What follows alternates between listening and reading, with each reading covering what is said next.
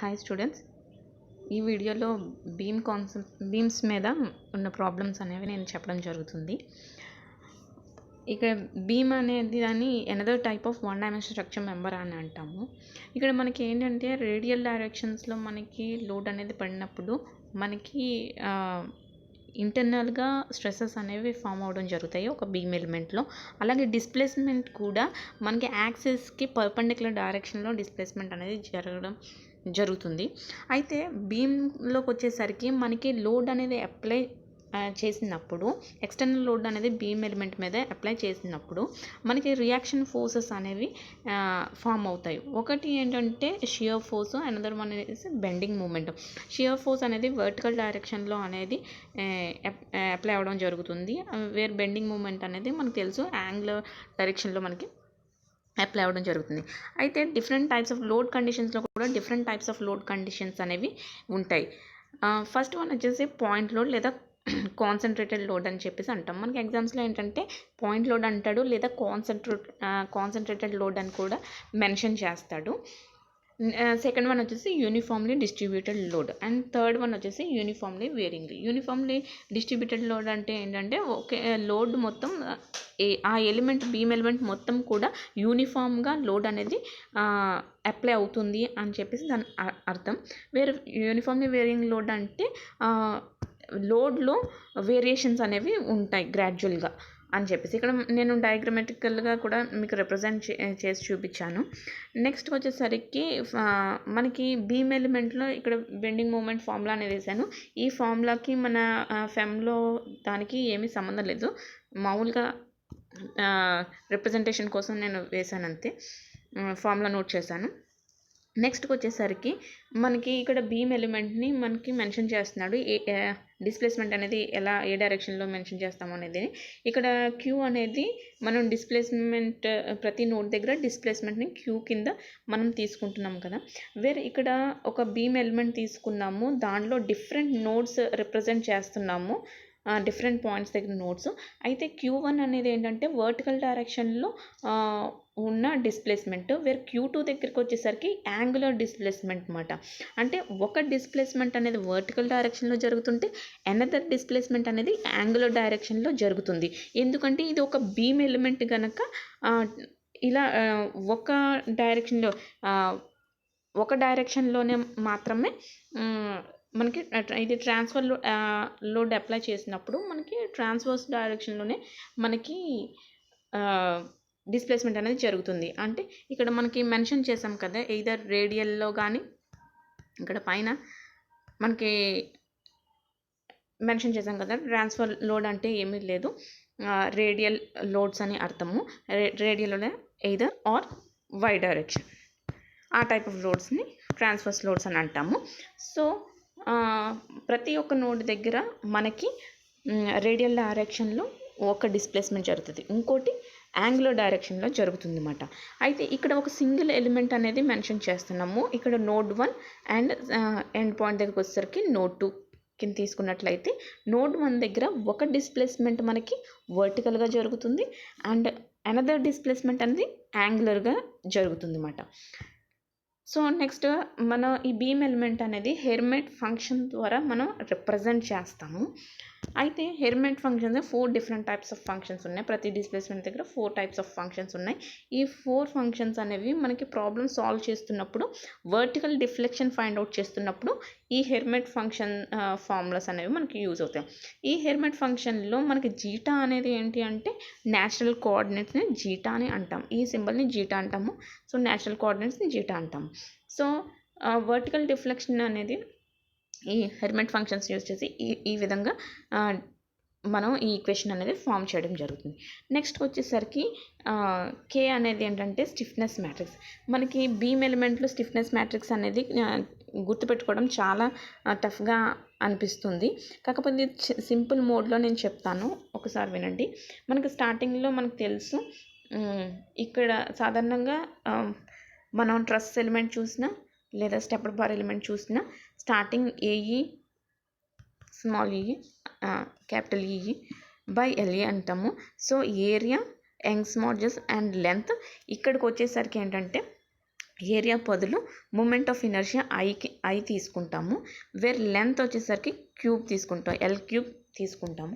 తీసుకున్న తర్వాత మనకి స్టిఫ్నెస్ మ్యాట్రిక్స్ దగ్గరికి వచ్చేసరికి ఏంటంటే ఫస్ట్ రో సెకండ్ రో, ఇది నేను సింపుల్ ఫామ్లో చెప్తున్నానండి, మీకు ఈజీ అనిపిస్తే ఈ విధంగా మీరు గుర్తుపెట్టుకోవడానికి ట్రై చేయండి. So first row, second row, third row and fourth అంటే 4 రోస్ ఉంటాయి. సో ఫస్ట్ రోలో ఫస్ట్ ఆఫ్ ఆల్ మీరు నెంబర్స్ రిప్రజెంట్ 12, 6, 12, 6. సెకండ్ రోకి వచ్చేసరికి 6, 4, 6, 2. థర్డ్ రోకి వచ్చేసరికి మళ్ళీ ఫస్ట్ రో రిపీట్ వస్తుంది 12, 6, 12, 6.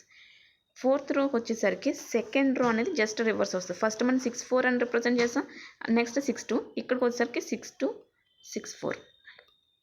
ఇలా గుర్తుపెట్టుకోండి. ఫస్ట్ ఆఫ్ ఆల్ ఇలా నోట్ చేసిన తర్వాత 6 ఉన్న వాటన్నిటికీ కూడా ఎల్ అనేది మెన్షన్ చేయండి. 6 దగ్గర ఉన్నదంతా ఎల్, 6 ఎల్ అని పెట్టేసిన తర్వాత, ఎల్ అంటే nothing but length of the element అని. ఇక్కడ ఎల్ఈ అన్న length of the element, L అన్న ఎలిమెంట్ యొక్క లెంత్ అని అర్థం.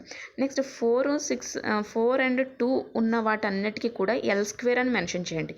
4 and 2 నెంబర్ ఉన్న వాటన్నిటికీ కూడా ఎల్ స్క్వేర్ అని మెన్షన్ చేయండి. మెన్షన్ చేసిన తర్వాత నెక్స్ట్ ఇక్కడ క్రాస్ సింబల్లో ఒక లైన్ నోట్ చేస్తున్నాను కదా, ఇది చూడండి. ఈ ఇంటర్సెక్షన్ పాయింట్ ఏదైతే ఉందో ఆ ఒక్క నెంబర్కి మాత్రమే పాజిటివ్ సైన్ వస్తుంది. మిగతా ఈ క్రాస్ సింబల్లో ఏవైతే నెంబర్స్ ఉన్నాయో అన్నిటికీ కూడా నెగిటివ్ సైన్ వస్తుంది.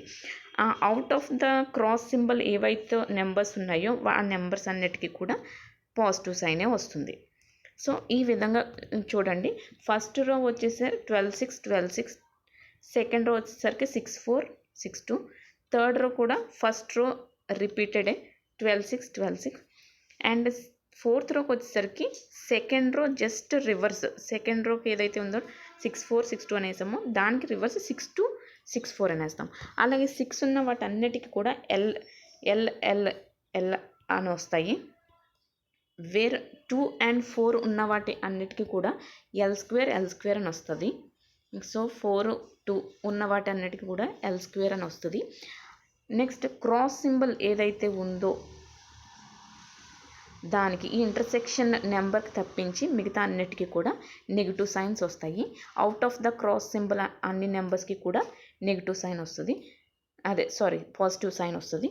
సో ఈ విధంగా మీకు సింపుల్ అనిపిస్తే కనుక ఈ విధంగా గుర్తుపెట్టుకోండి, లేకపోతే మీకు నచ్చినట్టు ఫార్ములా అనేది గుర్తుపెట్టుకోవడం చేయండి. నెక్స్ట్ ప్రాబ్లంలోకి వచ్చేసినట్లయితే మనకి ఇక్కడ ఒక ప్రాబ్లం ఇస్తున్నాడు.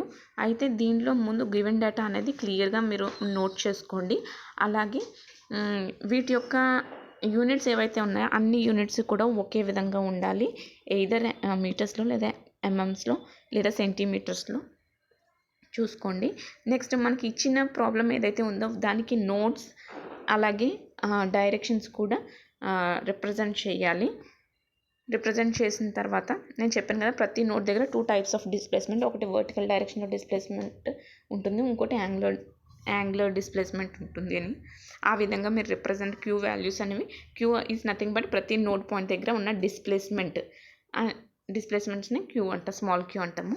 సో ప్రతి ఎలిమెంట్ ఇక్కడ 2 ఎలిమెంట్స్ ఇచ్చాడు కనుక ఫస్ట్ ఎలిమెంట్కి స్టిఫ్నెస్ మ్యాట్రిక్స్ ఫైండ్ అవుట్ చేస్తాము ఇచ్చిన ఫార్ములా ప్రకారంగా. అలాగే ఫస్ట్ ఎలిమెంట్కి ఫైండ్ అవుట్ చేసిన తర్వాత నోట్స్ అనేవి ఖచ్చితంగా రిప్రజెంట్ చేసుకోవాలి, అది గుర్తుపెట్టుకోండి. First element notes 1, 2, 3, 4. అలాగే సెకండ్ ఎలిమెంట్ నోట్స్ 3, 4, 5, 6, 3, 4, 5, 6 అలా నోట్ చేసుకున్న తర్వాత global stiffness matrix first element second ఎలిమెంట్ని కంబైన్ చేస్తాము. యాడ్ చేసిన తర్వాత మనకి ఫెమ్ ఈక్వేషన్ ఫామ్ చేస్తాం. ఫెమ్ ఈక్వేషన్ ఫామ్ చేసిన తర్వాత మనకి ఎలిమినేషన్ మెథడ్ ఏంటంటే బౌండరీ కండిషన్స్, ఏదైతే ఫిక్స్డ్ నోడ్ అనేది ఫిక్స్ అయ్యి ఉంటుందో ఆ నోడ్ దగ్గర రో అండ్ కాలమ్ అనేది ఎలిమినేట్ చేయడం జరుగుతుంది. ఎలిమినేట్ చేసిన తర్వాత మనకి లోడ్స్ ఇచ్చాడు కదండి, బీమ్స్లోకి వచ్చేసరికి పాయింట్ లోడ్స్ ఏదైతే ఉన్నాయో ఆ టైప్ ఆఫ్ ప్రాబ్లమ్స్ ఉన్నాయో, కాన్సన్ట్రేటెడ్ లోడ్ కానీ పాయింట్ లోడ్ ప్రాబ్లమ్స్ ఏవైతే ఉన్నాయో వాటికి ప్రాబ్లం ఏం లేదు. డైరెక్ట్గా ఏ పాయింట్ దగ్గర అయితే, ఏ నోడ్ దగ్గర అయితే లోడ్ అనేది పడుతుందో అక్కడ మనం రిప్రజెంట్ చేసేసుకొని డైరెక్ట్గా మెన్షన్ చేసేసుకొని మనం ప్రాబ్లం అనేది ఈజీగా ఈక్వేషన్స్ రూపంలో ఫామ్ చేసి మనం సాల్వ్ చేసేయచ్చు. యూడిఎల్ మాత్రమే ప్రాసెస్ అనేది కొంచెం డిఫరెంట్ ఉంటుంది, అది నేను చెప్తాను. ఇందులోకి వచ్చేసరికి మనం ఇక్కడ క్యూ వరకు డిస్ప్లేస్మెంట్ వాల్యూస్ వరకు మనం ఫైండ్ అవుట్ చేస్తాం కదండి. ఇక్కడ డిస్ప్లేస్మెంట్ దగ్గరకు వచ్చేసరికి యూనిట్స్ మెన్షన్ చేసినప్పుడు గుర్తుంచుకోండి, ఏవైతే వర్టికల్ డైరెక్షన్లో అంటే రేడియల్గా మనకు డిస్ప్లేస్మెంట్ జరుగుతుందో వాటికి మనం యూనిట్స్ అనేవి ఒక విధంగా మెన్షన్ చేయాలి. అంటే మీరు యూనిట్ కన్వర్షన్ ఎంఎంస్లో అయితే ఎంఎం అని, లేదా సెంటీమీటర్స్ అంటే సెంటీమీటర్స్ అని, మీటర్స్ అయితే మీటర్స్ అని మెన్షన్ చేయాలి. యాంగులర్ డిస్ప్లేస్మెంట్ ఏవైతే ఉన్నాయో వాటికి రేడియన్స్ అని మన యూనిట్స్ మెన్షన్ చేయాలి. Next shear force and bending moment, ఇవైతే రియాక్షన్ ఫోర్సెస్ మనం ఫైండ్ అవుట్ చేస్తాం. ట్రస్సెస్లోని స్టెప్డ్ బార్లోని కూడా పాత వీడియోస్లో నేను ప్రీవియస్ వీడియోస్లో నేను ఎలా అయితే చెప్పానో reaction for are equal to KF అని చెప్పేసి నేను చెప్పాను కదా, అదే are equal to KQ minus F అని చెప్పేసి నేను చెప్పాను కదా, సేమ్ అదే మోడల్లో ఇక్కడ కూడా మెన్షన్ చేస్తామండి. అయితే ఇక్కడికి వచ్చేసరికి reaction forces shear force either shear force అవుతుంది లేదా బెండింగ్ మూమెంట్ అవుతుంది, అందుకని ఇక్కడ మెన్షన్ చేస్తున్నాను. సేమ్ ఇక్కడ ఫార్ములా ఏమీ చేంజ్ అవ్వదు. పాత వీడియోస్లో నేను ఎలా అయితే చెప్పానో reaction forces are equal to KQ minus F అని ఎలా చెప్పానో ఆ ప్రాసెస్ అయితే ఎలా ఉందో సేమ్ అదే ప్రాసెస్ ఇక్కడ కూడా జరుగుతుంది. అయితే మనం ఆ నోడ్ దగ్గర ఆ పర్టికులర్ నోడ్ దగ్గర అక్కడ అప్లై అవుతుంది, యాంగులర్లో అప్లై అవుతుంటే అది బెండింగ్ మూమెంట్, సో అక్కడ రియాక్షన్ ఫోర్సెస్ డిఫరెంట్గా ఉంటుంది, అది బెండింగ్ మూమెంట్ అవుతుంది. లేదా రేడియల్గా అప్లై అవుతుంది అంటే అది షియర్ ఫోర్స్ అని అర్థము. సో ఆ విధంగా మనం మెన్షన్ చేస్తాం అంతే. సో అది నెక్స్ట్ ప్రాబ్లంకి వచ్చేసరికి మనకి ముందు చూపించిన ప్రాబ్లం వచ్చి అది పాయింట్ లోడ్కి సంబంధించిన ప్రాబ్లం. ఇక్కడికి వచ్చేసరికి యూడిఎల్ లోడ్ అప్లై అవుతుంది, ఒక సెకండ్ ఎలిమెంట్కి మాత్రమే యూడిఎల్ అనేది ఇక్కడ అప్లై జరుగుతుంది, ఫస్ట్ ఎలిమెంట్కి మాత్రం మనకి యూడిఎల్ లేదు. అందుకనే మనం యూడిఎల్ ఎప్పుడైతే ప్రాబ్లంలో ఇచ్చాడో వెంటనే ఆ ఎలిమెంట్కి మనం సెపరేట్గా ఫోర్సెస్ అనేవి ఫైండ్ అవుట్ చేయాలి. సో ఆ ఎలిమెంట్ మాత్రమే మనం ఇక్కడ తీసుకున్నాం, సెకండ్ ఎలిమెంట్ మాత్రమే తీసుకున్నాం, అందుకనే నోడ్ నెంబర్ 2 నోడ్ నెంబర్ 3 వచ్చిన తర్వాత మనకి ఏంటి రేడియల్గా యాక్ట్ అవుతున్నది ఏదైతే ఫోర్స్ ఉందో అది షియర్ ఫోర్స్ అని చెప్పాను కదండి, యాంగులర్గా యాక్ట్ అవుతుంది బెండింగ్ మూమెంట్ అని చెప్పాను కదా. సో రేడియల్గా ఇక్కడ యాక్ట్ అవుతుంది షియర్ ఫోర్స్ ఫార్ములా WL/2, అలాగే ఇక్కడ కూడా రైట్ హ్యాండ్ సైడ్ కూడా WL/2, అలాగే బెండింగ్ మూమెంట్ ఫార్ములా వచ్చేసి -WL²/12, అలాగే ఇక్కడ లెఫ్ట్ సైడ్కి రైట్ సైడ్కి వచ్చేసరికి WL²/12. కాకపోతే ఇక్కడ ఏంటంటే మనకి లోడ్ అనేది డౌన్వర్డ్ డైరెక్షన్ అప్లై అవుతుంది కనుక, యూడిఎల్ అనేది డౌన్వర్డ్ డైరెక్షన్లో అప్లై అవుతుంది కనుక మనకి లెఫ్ట్ హ్యాండ్ సైడ్ నెగిటివ్ వచ్చింది, రైట్ హ్యాండ్ సైడ్ పాజిటివ్ వచ్చింది బెండింగ్ మూమెంట్లో. ఒకవేళ యూడిఎల్ లోడ్ అనేది అప్వర్డ్ డైరెక్షన్లో కనుక అప్లై అవుతున్నట్లయితే మనకి లెఫ్ట్ హ్యాండ్ సైడ్ ఏంటంటే పాజిటివ్ వస్తుంది, అలాగే right hand side negative sign వస్తుంది. అది కేవలం బెండింగ్ మూమెంట్ ఫార్ములాకి మాత్రమే, అంటే ఈ ఫార్ములాకి మాత్రమే. ఆ డైరెక్షన్ చూసుకోండి, యూడిఎల్ డైరెక్షన్స్ ఏ డైరెక్షన్లో అప్లై అవుతుంది. ఇది ఈ ఫార్ములా అనేది మనం క్యాల్కులేట్ చేసిన తర్వాత ఇవి మనకి ఫోర్స్ యూజ్ చేస్తున్నప్పుడు అక్కడ యూజ్ అవుతుంది.